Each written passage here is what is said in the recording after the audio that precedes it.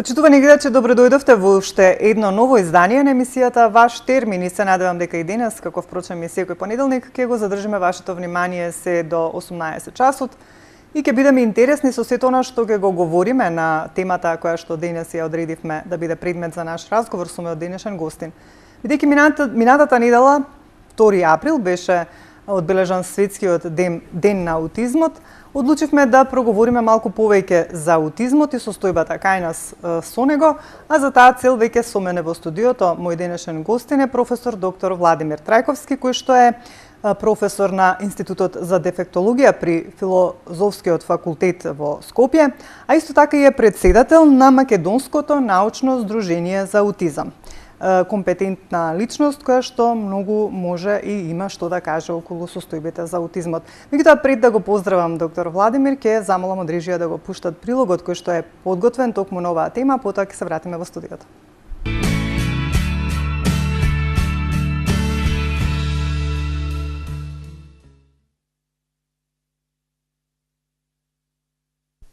Аутизам е нарушување на невролошкиот развој кое се одликува со намалена способност за социјализација и комуникација и со ограничено и повторливо однесување.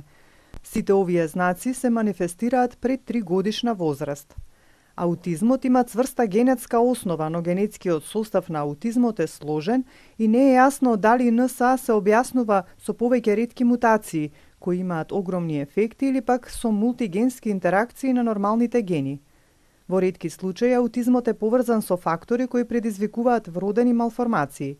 Постојат и многу контроверзни теории за некои причинители, кои што можат да произлезат од опкружувањето, како што се тешките метали, пестицидите или вакцините, кои се примаат во раното детство. Хипотезите за вакцините се биолошки невозможни и не се потврдени со достојни научни докази.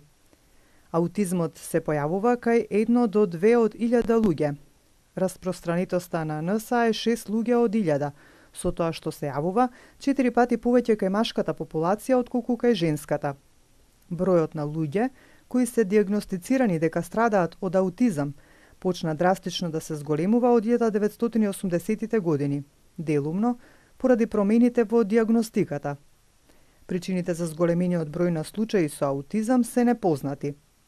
Родителите обично ги забележуваат симптомите во првите 2 години. Симптомите обично се развиваат постепено, но има исклучоци кај некои деца со аутизам, кои отпрво се развиваат нормално, а потоа нивниот развој назадува. Иако преземањето мерки во поглед на воспитување или учење за спознавање на светот уште во раниот период од детството може да им помогне да станат способни да се грижат за самите себе, да комуницираат и да се социјализираат. Не постои лек кој што делува 100%.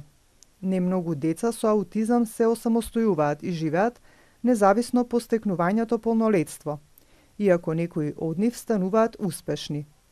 Развиена е и култура на аутистите во рамките на која што некои бараат лек, додека пак други веруваат во тоа дека аутизмот не треба да се третира како нарушување, туку да се толерира како разлика. Аутизмот е многу променливо нарушување во психолошкиот развој кое што најпрво се појавува за време на многу раното детство или во малку подоцнежниот период од детството и воглавно продолжува со иста брзина на развивање, без намалување на интензитетот. Очигледните симптоми се појавуваат постепено по 6-месечна возраст. Веќе можат да се потврдат од 2 до 3 годишна возраст, имаат тенденција да продолжуваат да се појавуваат во зрелите години, но често во промената форма. Аутизмот не се утврдува со само еден симптом, туку со карактеристичната тројка од симптоми: нарушување во способноста за социјализација, нарушување во способноста за комуникација и ограничени интереси и повторливо однесување. Има и други чести симптоми, како необичниот начин на јадење, но тие не се пресудни при диагностицирањето. Карактеристичните симптоми на аутизмот се појавуваат низ целиот свет и на тој начин што аутистите не се разликуваат драстично од остатокот од населението, при што исто така нема и некоја остра линија помеѓу поблагите и потешките патолошки случаи на аутизам. На прашањето дали вакцините предизвикуваат аутизам, неодамнешни истражувања покажуваат дека бројот на вакцинирани деца значително опаднал ширум светот. Причината за ова е популарната дебата за вакцините. Од научна гледна точка не треба ни да има дебата, но одредени теории не им дозволуваат на луѓето да ја вратат целосната верба во вакцините. Во комбинација со чистата вода и хигиената, вакцините се еден од најефективните начини за спречување болести и спасуваат милиони животи секоја година. Тогаш, зошто луѓето толку лесно решаваат да не ги заштитат своите најмали? Луѓето кои се против вакцинирањето кажуваат работи кои може да ви исплашат. И ако не сте добро запознаени со работите кои ги кажуваат, многу лесно може да го прифатите нивното мислење. Па што е вистина, а што не? Представниците на Светската здравствена организација на регионалниот состанок за имунизација минатата година порачаа дека ММР вакцината не предизвикува аутизам и дека секој кој инсинуира дека постои таква врска е измамник. Сепак лекарите сметаат дека децата треба да се вакцинираат, а сите наводни несакани последици од имунизацијата се само небулози.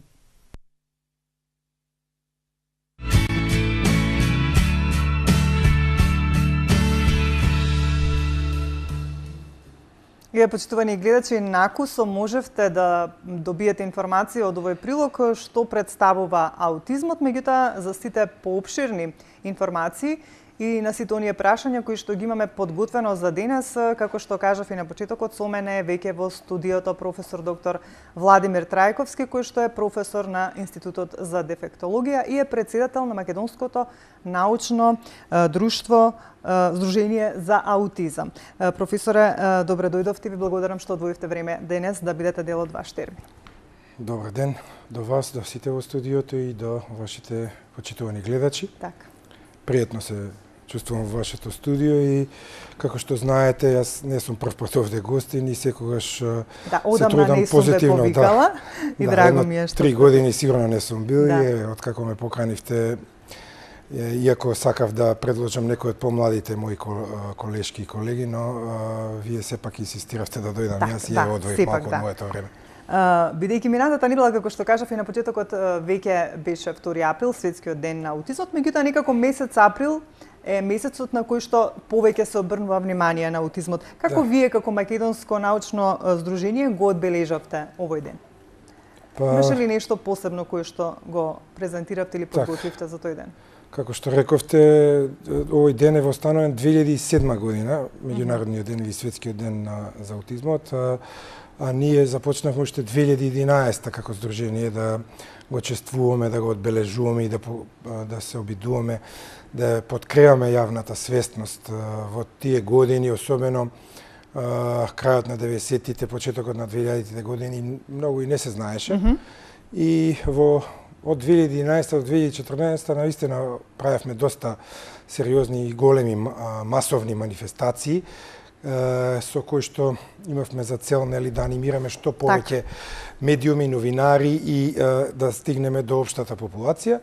А во оваа година и минатата година малку го сменивме тој курс, бидејќи сметаме дека доволно е подигната јавната свест. Сега треба да одиме кон прифаќање на лицата со аутизам во општеството и кон нивна целосна инклузија, не само декларативно, туку и да биде тоа навистина не само на хартија, туку и да навистина да видат родителите и самите деца некаква корист. Значи, ние се придруживме на кампањата на Аутизам Европа, како што можете и да видите и вашите гледачи на од фотографиите. Екраните, да.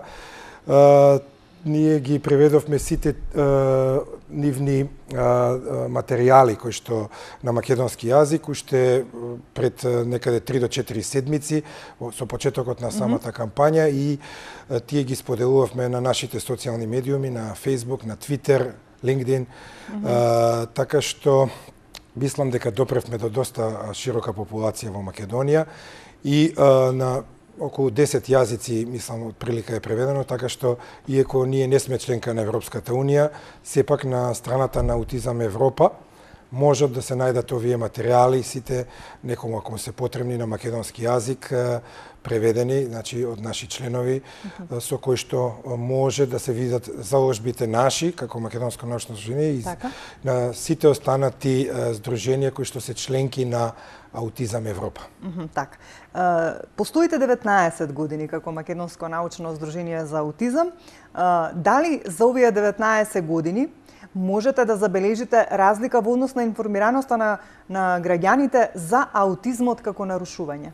Да, токму така, како што сте забележале, сега во мај ќе прославиме 19-тиот роден ден, а до година и голем јубилеј, 20, со една голема конференција, но за тоа можеби ако остане време на крајот од емисијата. 19 години има огромна разлика. Во 2000-та кога се основавме, постоеше само едно здружение родителско кое за жал згасна некоја година подоцна и ние во 2000-та го оформивме и дури потоа некаде после 2010-11 почна да се формираат и други здруженија и сега веќе ги има 6 до 7 во нашата држава, што е една голема бројка за малата популација, 2 милиони луѓе, но секој има право да формира здружение, така што ќе се видат ефектите од постоењето на овие здруженија, но она што сакам да го кажам за нашето да се концентрирам, ако се сметаше дека во тие првични години од нашето битисување многу малку се знае за аутизмот, тогаш имав поеднаш годишно гостување во ТВ, радио, медиумите и во печатените еднаш до 2 пати, сега најмалку 3 до 4 пати годишно, например, јас лично гостувам. Многу повеќе новинари изразуваат интерес и, например, ќе кажам, само што нема да спомнам телевизијата заради реклама, но на 2 април и покрај тоа што премиерот на јужниот сосед беше тука и тоа беше главна вест, сепак една од новинарките изрази желба да од една од приватните телевизии да земе изјава од мене. Тоа ми укажува дека сепак нешто сме направиле во овие 19 години, а да не зборам за печатените медиуми, за порталите.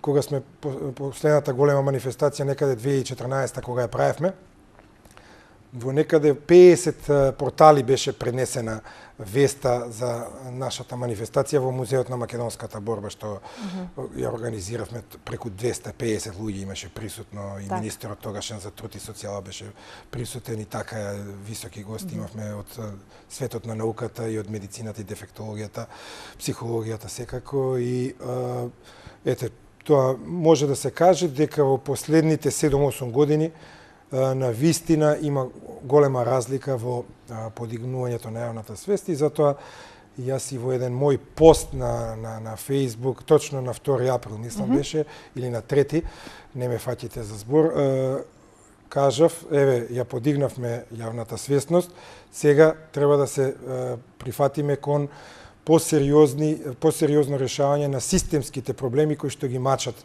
овие деца, лица и семејства со аутизам во Република Македонија за структурно решавање на проблемот. Мислам дека е доволно од такви големи манифестации. Сега треба министерствата, авторитетите, креаторите на политиките да се зафатат, например, со креирање на национална стратегија, тоа што го говорам повеќе од 10 години, сигурно 15 години. За да дојде до резултати.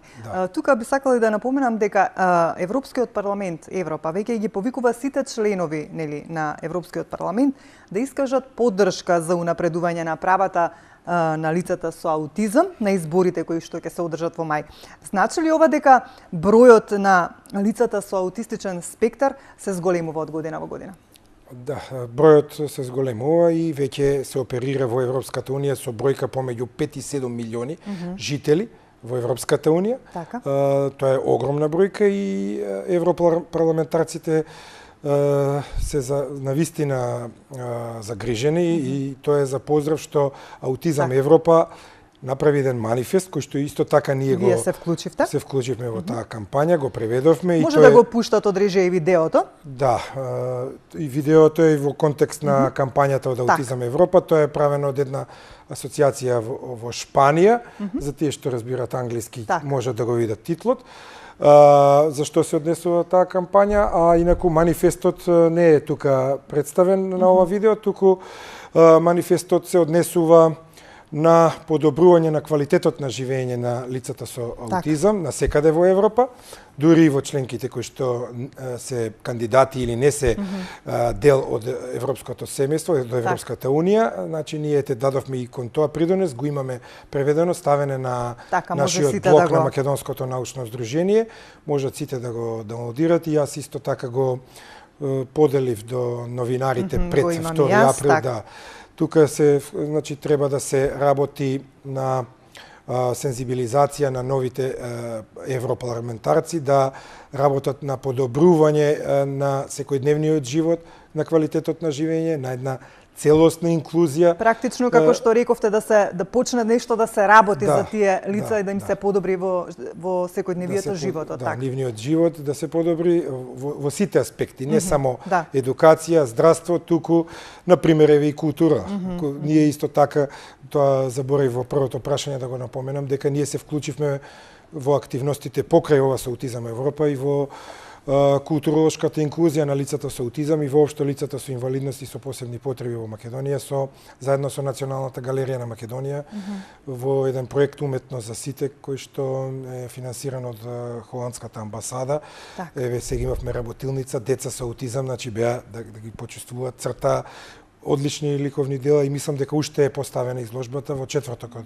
Беше поставена во Чифте Амамот и мислам 7 дена ќе трае, така што вашите гледачи, ако се заинтересирани, можат да ги видат тие мали ремек дела на децата со аутизам од Македонија.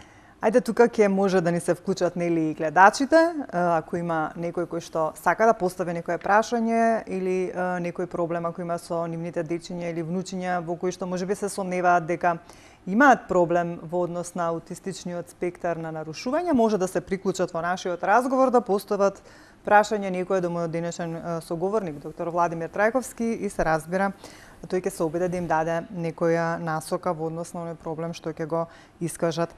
Каква е состојбата, доктор Владимир, кај нас со аутизмот? Имаме ли ние, многу пати и често пати е тоа поставувано прашање, дали имаме ние регистар на лица со аутизам? Да, тоа е... Дали воопшто сте имале комуникација со Министерството за здравство? Дали воопшто и се планира да се направи таков регистар, бидејќи практично треба да имаме таков регистар, да имаме сознание колку точно лица има со аутистичен спектар на нарушување? Така, да. Ова е едно од најчестите прашања што ми го поставуваат новинарите. За жал, не постои регистар се уште. Тоа се наши интенции уште во нашите почетоци во 2001-2002 се испраќани писма до тогашните министри за здравство. Направена беше и брошура правата на лицата со аутизам, во каде што делот здравствена заштита исто така е добро обработен, кој што исто така е слободно може во PDF формат да се симне од нашата веб страница за сите заинтересирани. Сите влади до сега, Министерството за здравство, не се нешто премногу заинтересирани, бидејќи сметат дека ова е скапа работа, креирање на регистар, мислат дека аутизмот не е толку значајна работа, како да имаат поприоритетни некои задачи. И јас да бидам искрен, во последните години не се ни трудам да барам или да остварам некакви средби со актуелните министри, од кога видов дека во почетните години нашите писма не беа заинтересирани, воопшто не бевме повикани како здружение, ниту јас како председател за разговор, да објасниме за потребите, затоа што за да креирате здравствени политики за една состојба нарушување како што е аутизмот, кој што е во еден огромен раст, значи имаме податоци ние сега од 2018 од Центарот за контрола на болестите. Дали се зголемува? Во САД 1 на 68. А кај нас? Кај нас исто се зголемува, но немаме бројка. Јас направив една екстраполација статистичка. Според населението, ако претпоставиме дека 2 милиони жители има во Македонија, ние би очекувале во Македонија да има околу 20.000 деца и возрастни лица со аутистичен спектар на нарушување, што воопшто не е мала бројка. Но, за жал, често пати тоа можам да го говорам, лицата со аутизам се најмаргинализираната група од сите видови на лица со попреченост. Значи, најмаргинализираната група и тука имаше некои најави пред 4 или 5 години дека е започнато но во сериозни држави доволно е, на пример, 1 година за да направите вие регистар за одредено нарушување или болест. Кај нас сето тоа оди некако тешко, бавно, со многу препреки, со многу обструкции од страна, со правдање на авторитетите дека се нема пари, а се трошат пари за некои други нешта. Секоја година имаме некакви избори, референдуми, кампањи, тука ја одат милиони евра и милиони денари. А тие пари би можело и како да се искористат за нешто, да. И јас верувам дека кога би се направил таков регистар, ние би дошле до таа бројка и тој да го водат професионалци кои што го знаат аутизмот, епидемиолози, доктори по медицина, исто така психијатри би биле вклучени во тоа и би помогнале. Например, нас никогаш не имаат повикано од Министерството за здравство да ни дадат за совет, а ние со години работиме, имаме стручни профили од сите, не само доктори медицина, дефектолози, психолози, социјални работници имаме во сите оние кои што се потребни во третманот на аутистичниот спектар. Кои се тие симптоми во развојот на децата што треба да укажат на родителите дека се работи за аутистичен спектар на нарушување? Претпоставам дека има повеќе. Дали само еден од симптомите, ако се забележи, треба да веднаш да се реагира или како според вас? Еве вака малку да ги информираме. Има повеќе симптоми во кои што родителите кои што немаат допир со медицина или со дефектологија и психологија, тешко би можеле тоа да го забележат, ако не се медицински едуцирани. Например, детето новородено или подоцна и доенче, или премногу спие, значи е премногу мирно во текот на ноќта. И тоа не е во ред. Тоа не е, значи, или пак е премногу раздразливо. Оди во двете крајности, нон-стоп плаче во текот на ноќта. Понатаму, на довикување на неговото име, обично не го прати контактот со очи на својот родител. Тоа е исто така сериозен загрижувачки знак. Не се врти, значи, од онаму каде што звуците доаѓаат, иако во огромен процент слухот кај нив е во ред.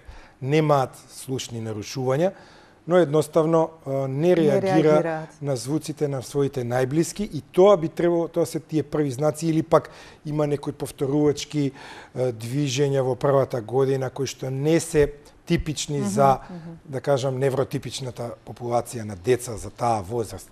И сега некогаш дури медицински наобразувани родители не можат да го приметат тоа или не сакаат да го приметат, бидејќи особено во Македонија родителите многу тешко се носат со дијагнозата аутизам и треба да поминат месеци и години, би рекол, за да прифатат дека навистина нивното дете има аутистичен спектар. А колку порано прифатат, толку подобро за нивното дете, затоа што ќе му пружат побрзо помош и исто подобро за нив самите, за да можат да ги преземат потребните и необходни мерки понатаму во третманот и во рехабилитацијата на нивното дете.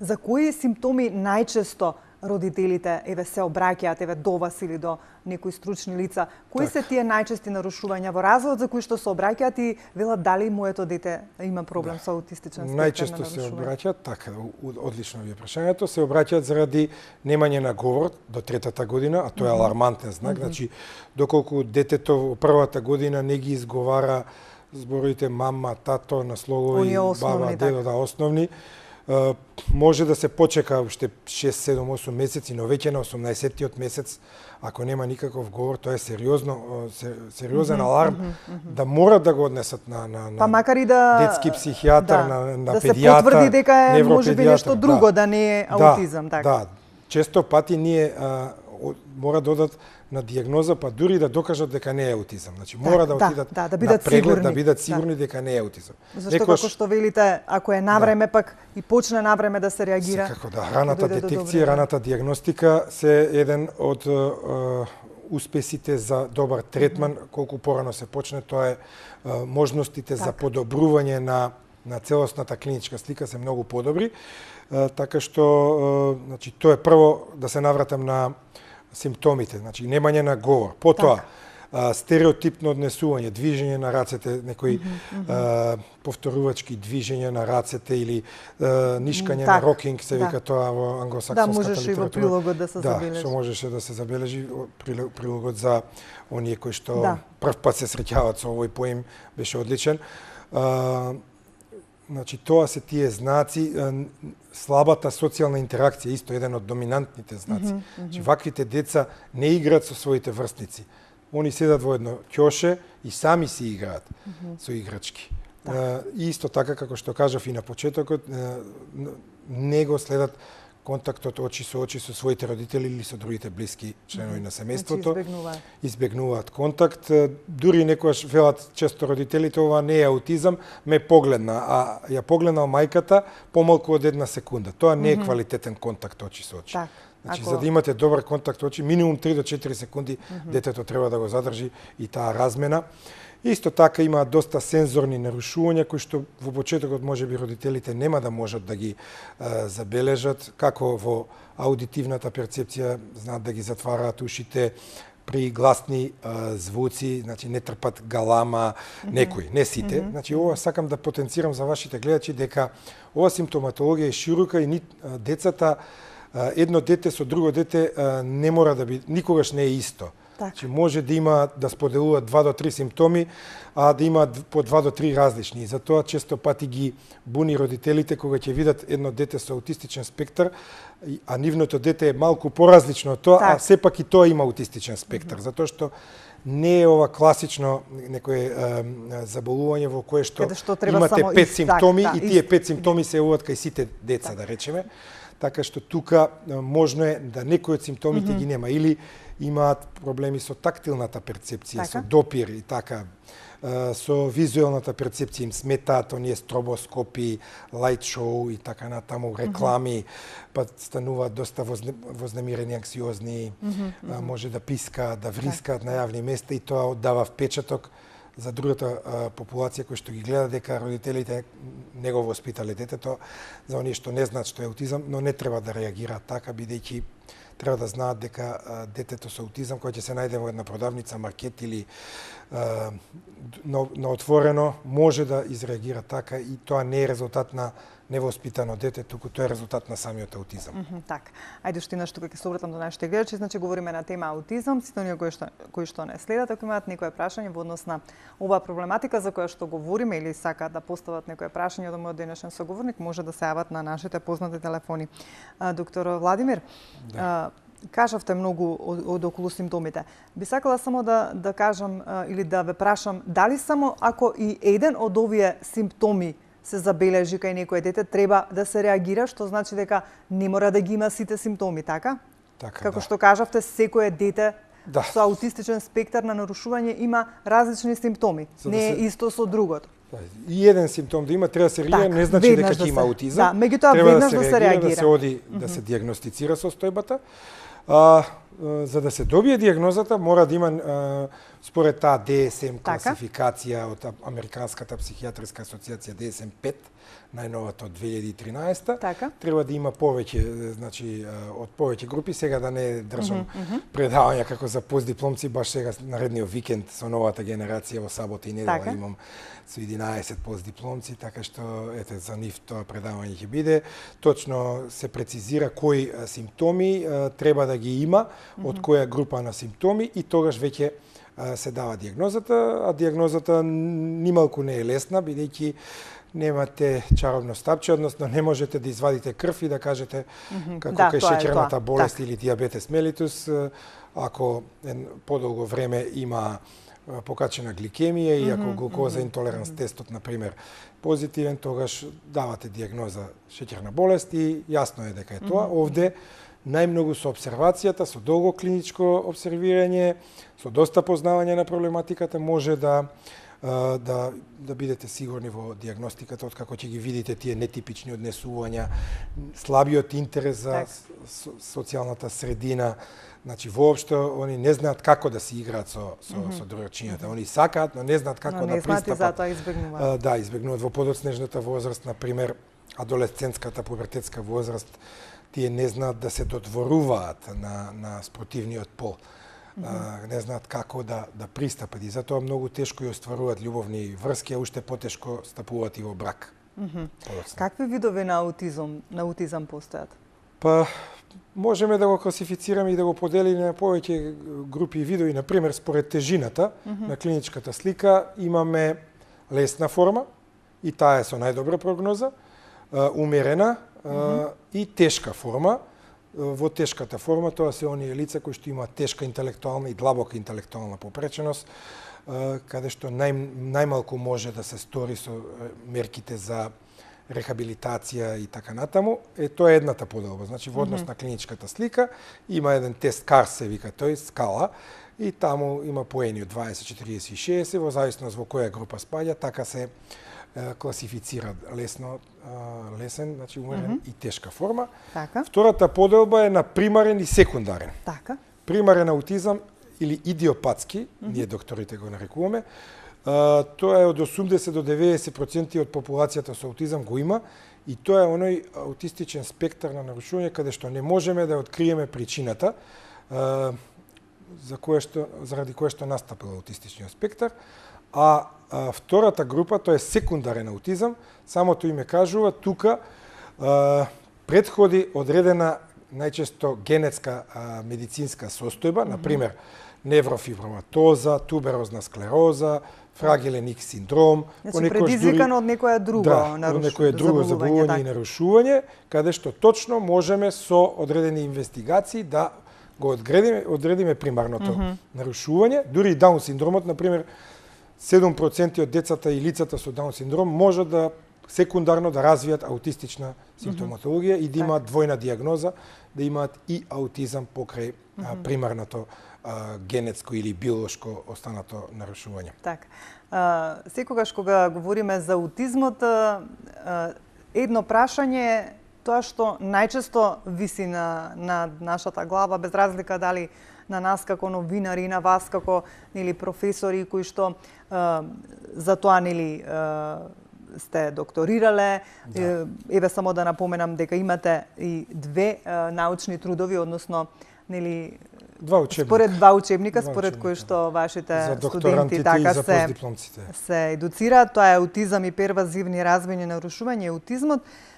Кои се причините, доктор Владимир? Знаеме дека не е точно утврдено кои се тие причини кои што предизвикуваат аутизам, меѓутоа, можеме ли да посочиме барем некои причини кои што се виновни за овие аутистични нарушувања кај децата? Ова прашање е доста никогаш не е така до крај разјаснето, затоа што се уште главната причина уствари се знае дека во основата лежи огромна генетска предиспозиција и тоа сакале родителите или не сакале да го прифатат, тоа е научно докажано и тука не можеме ние да си играме. Значи има аутистичниот спектар е со највисок коефициент на наследност или херитабилност во генетиката, бидејќи јас предавам генетика и тоа го знаат и моите студенти. Тој има повисок индекс на наследност дури од шизофренијата и од сите невропсихијатриски нарушувања. Значи во основата се повеќе нарушени гени, мутирани гени или гени со помала вредност да кажеме. Се претпоставува дека веќе и неколку се откриени дека се измеѓу 10 до 100 гени влегуваат како можни и од ден на ден се откриваат доста или copy number variation се вика тие повторувања во нашиот геном кои што би укажале, но самиот факт дека нема 100% генетска предиспозиција укажува дека не е чисто генетско нарушување, како што има одредени, например, мутации на еден ген и доведува, например, туберозната склероза, се знае дека е генетско нарушување и има 50% веројатност во секоја наредна бременост дека детето има можност да развие туберозна склероза. Овде ситуацијата за кога ме прашуваат родителите за генетско советување, некаде ризикот е од 3 до 7% ако веќе имаат едно дете во семејството за наредното дете да развие аутизам. Значи, ова е полигенско нарушување аутизма. Но покрај генетската предиспозиција мора да има фактори кои што ќе бидат трие фактори, ќе бидат откочувачки фактори и тоа се одредени вирози во текот на бременоста кои што мајката можеби и не ги приметила, не ги забележила. Говориме за вирози овие секојдневни кои што се јавуваат или? Можно е да биде тоа херпес симплекс, може исто така да остави последици на мозокот, да. Рубела вирусот исто така. Токсоплазмата дали? Токсоплазма не е вирус, но исто така и тој се обвинува како можен потенцијален фактор, поретко до душа, но се споменува и тој во литературата. Понатаму тешка бременост, значи компликации во текот на бременост и разни акушерски состојби, докажано е во одредени студии кога се земани анамнези од мајките дека во голем процент тие имале одредени проблеми во бременоста, земање на одредени лекарства, исто така особено во првиот триместар на бременоста кога се развива мозокот, дека може, особено талидомидот кој веќе е исфрлен од употреба, тој е земан во 60-тите години на минатиот век како аналгетик, како бомбончиња го земале жените и покрај тоа што децата, главно тој бил тератоген на екстремитетите, се развивале деца со фокомелија, без горни и долни екстремитети, развивале и аутизам. Значи, особено ако мајката го примала во 24-тиот ден после гестацијата, после оплодувањето, значи тука има правени Патришија Родер се вика таа истражувачка која ги има, која воспоставува теза за тој талидомид, но за среќа набргу е исфрлено од употреба.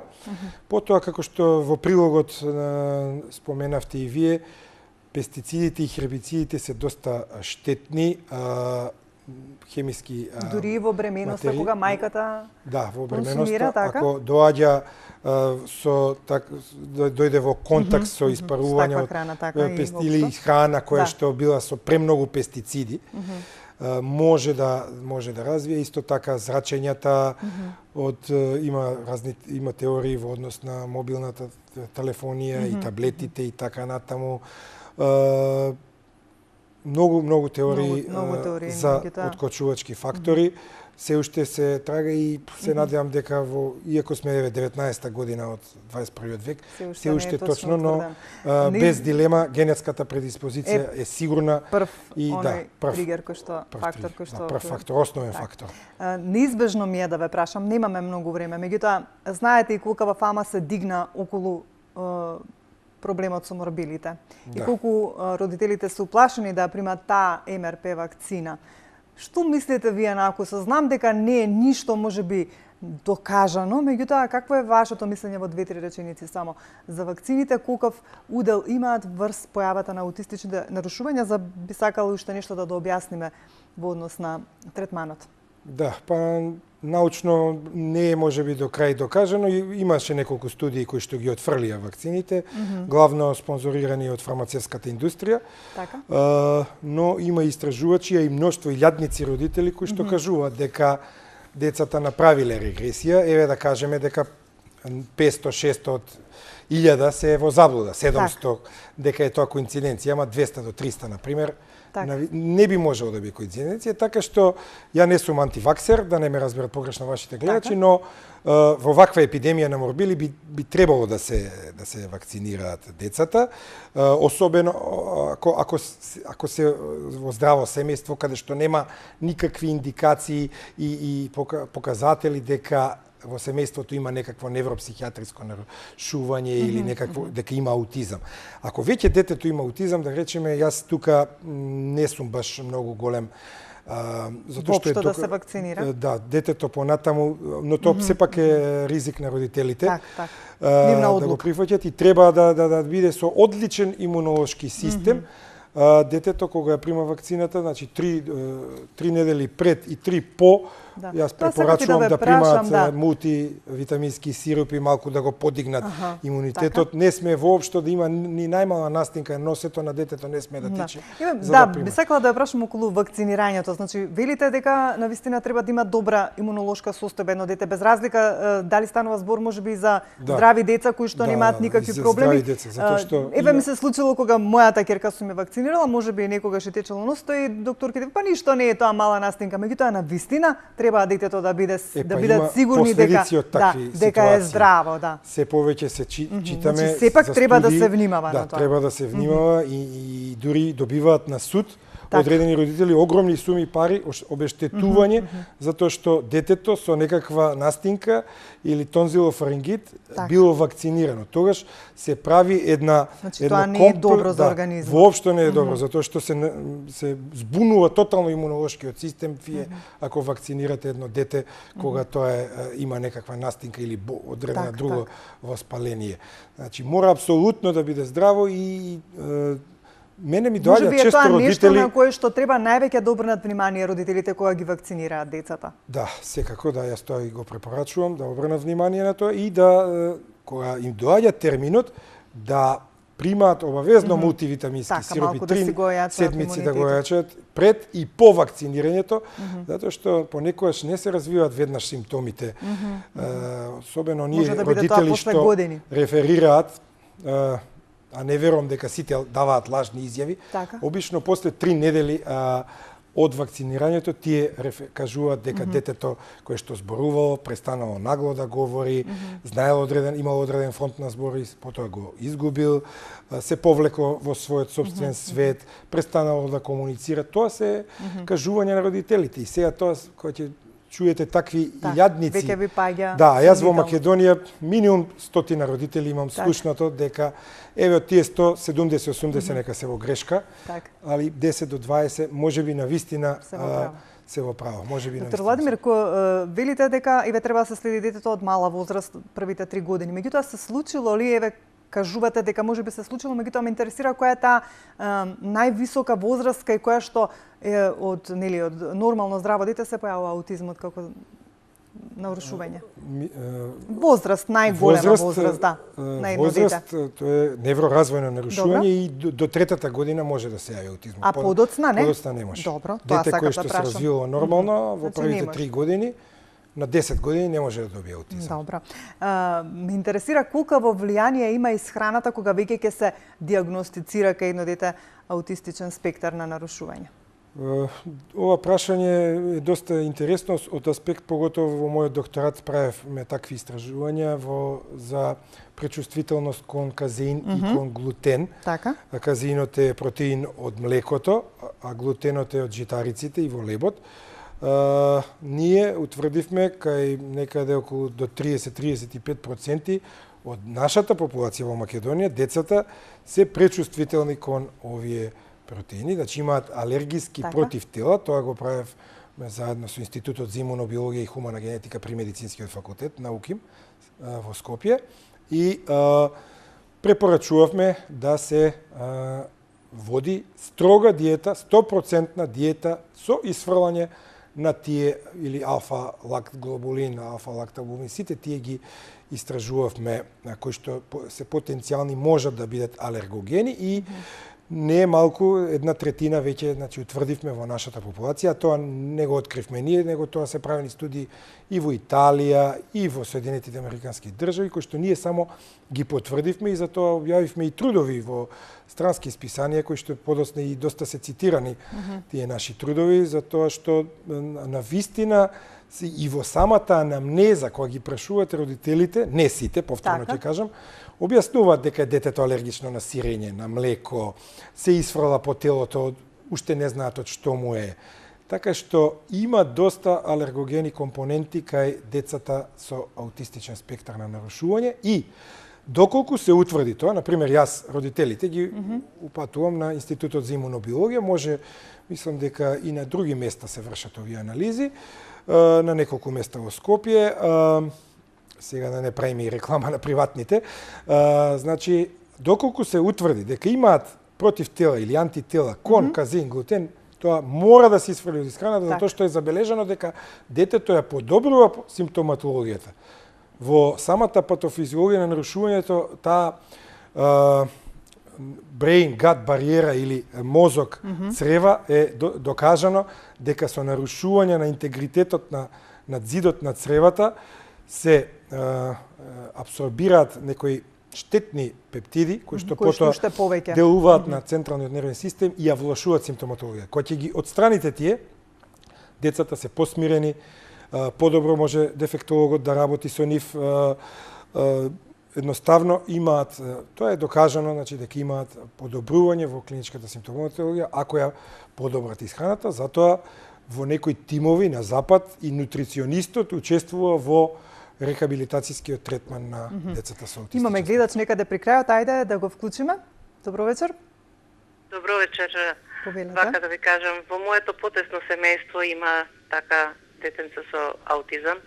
Кога се роди беше се најнормално и си јадеше и сите тие работи. Меѓутоа, после првата година почна да ја исфрла таа храна што ја јадеше и почна да јаде, да ви кажам, само пржени лепчиња, пржени компирчиња, тост да јаде, од овошје не сака ништо, сега почна краставица да јаде, детето сега има 10 години.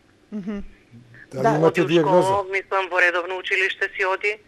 Има диагноза дека има аутистичен спектар на нарушување? Да. Добро. За жал. Иначе одеше на часови, а редовно си оди на училиште, мислам, и многу е интелигентно. Висок процент на интелигенција има тоа дете. Да, еве тоа баш сакав и да го прашам доктор Владимир. 5% од децата може да имаат надпросечна интелигенција, господјо. 5% може да имаат над 120 IQ, може би вашето дете е во таа група. Така да и тоа е специфично за ова што интересира за исхраната, зошто одбива исхрана, зошто одбива да јаде тоа што треба да јаде. Зошто?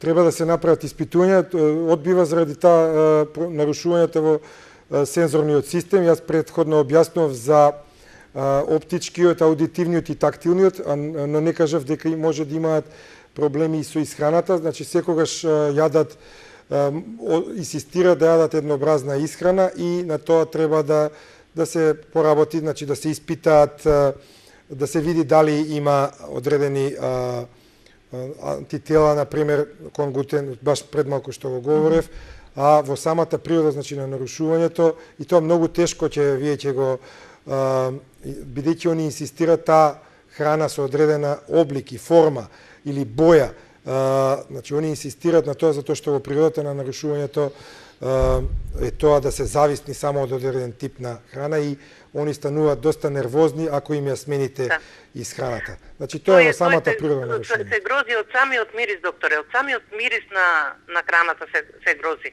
Треба да одите на сензорна интеграција, се вика таа терапија, значи треба да се поработи малку на неговата сензорна интеграција, така што ја би ве упатил да се јавите на сензорна интеграција или да ми се обратите на имейл во студиото, го имаат. Да, може да се јават, да не правиме сега реклама на. Може да се јавите, еве веднаш после емисијата на истиот телефон, па ќе ве поврзаме со доктор Владимир, ќе ви дадеме контакт каде точно да се обратите за еве да го направите тоа испитување. Ви благодарам што се вклучивте еве кон крајот на емисијата за да еве на некој начин ви помогнеме околу овој проблем. Само накусо, исто така лицата со аутизам се поподложни на депресија и на суициди? Да, за жал така е. Во возрастниот период, значи во адолесцентскиот период и понатаму, докажано е дека 40 до 50%, особено тие што се со високо функционален, надпросечна интелигенција, имаат зголемена асоцираност со анксиозност и со депресивна состојба.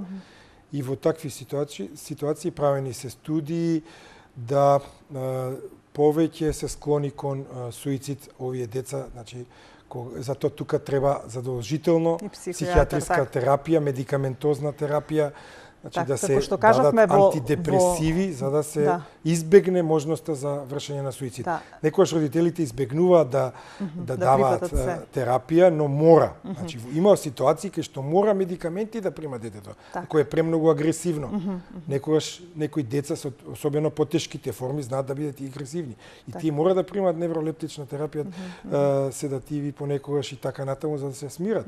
Биомедицинскиот третман кој што јас го спроведувам со давање на магнезиум, витамин B6 во високи дози, витамин B12, омега 3, омега 6, витамин D и така натаму. Сето тоа има многу добар ефект врз нивниот Во развој. секој случај третманот на овие лица со аутистичен спектар на нарушувања вклучува поголем број на лица кои што треба да бидат вклучени во третманот, еве да кажеме, Поливалентен тимот и треба. психолог, и дефектолог, за сето тоа на пример да се сведе на доктор по медицина за медикаментозниот третман, за дијагностиката, така, со еден ефект за целото за да се водење. олесни така.